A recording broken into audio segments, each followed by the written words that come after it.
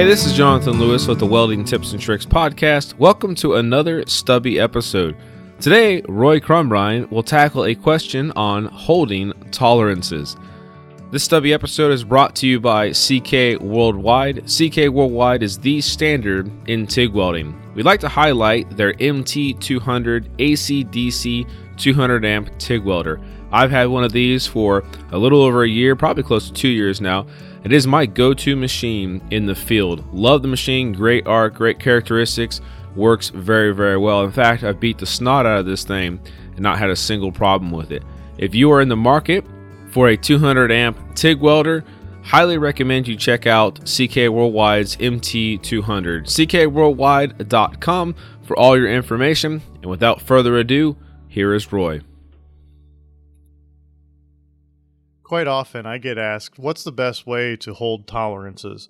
And to be honest, a lot of it has to do with experience. Sometimes you just have to know how much a part's going to pull with how hot you weld and how fast you weld versus, some people weld a little bit slower than others, some people a little bit hotter than others, and that affects how the material is going to react. It might shrink a little bit more if you spend more time on the part.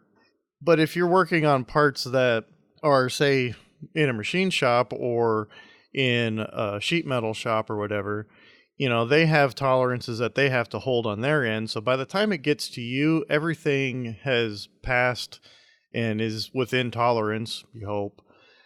I've had the best luck by, if I know I've got, say, 20 thousandths or 30 thousandths tolerance that I need to hold, I will expand that part to the max tolerance that I can get and maybe even push it, a couple thousandths past that, if not maybe 5.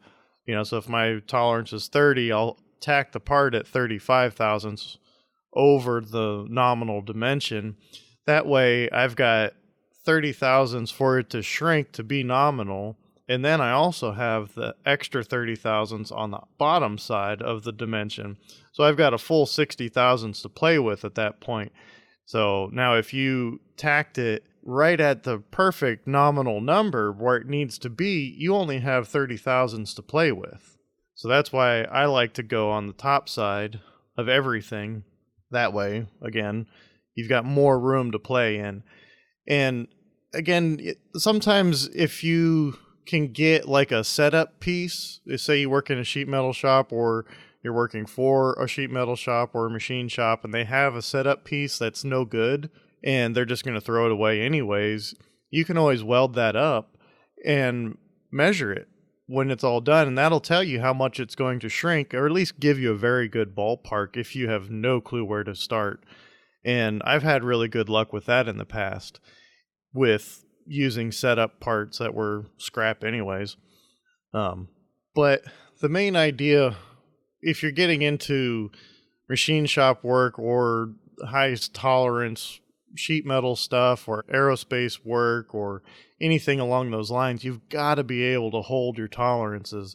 And they are really important. Like I've said before here on the podcast in the past, you can lay the most beautiful bead possible, but if you blow the tolerances, you just made a really pretty piece of scrap.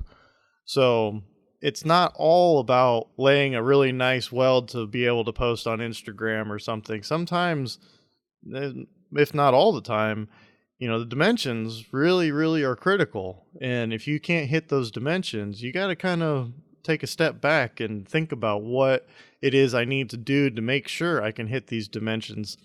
Sometimes it helps if you expand the part, tack it, weld it, and then take an air gun and cool the part off, not directly on the weld, but if you cool the part off in a certain spot, it'll pull or expand where it needs to so that you can hit those dimensions. And also sometimes if the part's okay, you can cool it off a little bit quicker in an area and it'll pull a little bit more so you don't have to beat it so much later. There's little tricks to the trade that you can learn, and sometimes it's just figuring out what will work, and sometimes it works, sometimes it doesn't, and hopefully you've got a scrap part that you can figure out what's going to work. And the best thing you can do once you figure it all out is write it down. figure out the best processes to make that job super easy the next time it comes around. Have a little notebook in your toolbox with the job numbers or description of the job so you can find it really quick and easy, and write your process down. It's that simple, and tweak it with every time, because you're going to get better and better each time.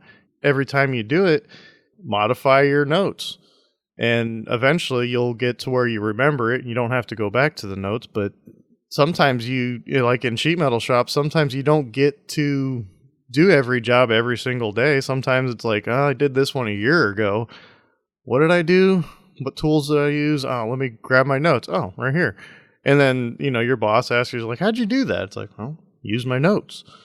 So take notes, pay attention, and you'll notice that holding dimensions and holding tolerances isn't really that hard. You just have to really pay attention. Once you figure that out, it's really not that bad.